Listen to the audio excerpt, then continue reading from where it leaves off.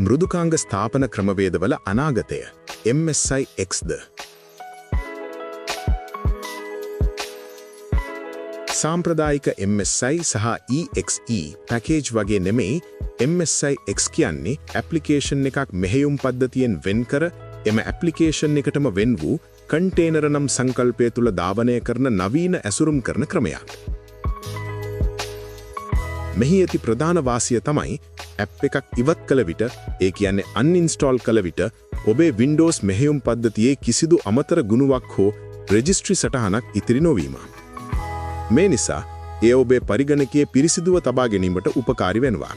ඊට අමතරව ආරක්ෂාව අතින් බලන විට මෙම කන්ටේනර සංකල්පය නිසා ඇප්ලිකේෂන් වලට අනෙකුත් මෙහෙයුම් පද්ධති කොටස් වලට හානි කිරීමට හෝ අනවසරයෙන් පිවිසීමට ඇති අවස්ථාව ඉතා අඩු වෙනවා.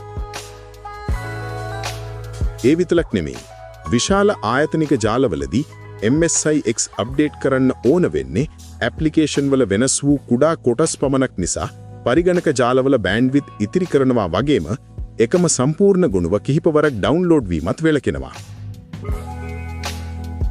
නමුත් සමහර MSI EXE වල ඇති මූලික කස්ටම් ඇක්ෂන් සහ සියලු පද්ධති සැකසුම් වෙනස් කිරීමේ හැකියාව තවමත් MSIX වලට සම්පූර්ණයෙන්ම ප්‍රතිස්ථාපනය කළ නොහැකි සීමාවන් තිබෙන බව ඇතැම් විශේෂඥයන් පෙන්වා දෙනවා.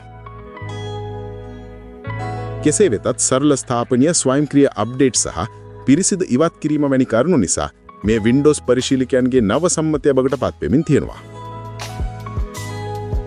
ඔයාලා තාමත් පාවිච්චි කරන්නේ MSI සහ EXEද නැත්නම් MSIXද කියලා පහතින් කමෙන්ට් කරන්න. වීඩියෝව නැරඹුවට ස්තුතියි. තවත් වීඩියෝ එකකින් හමු වෙමු.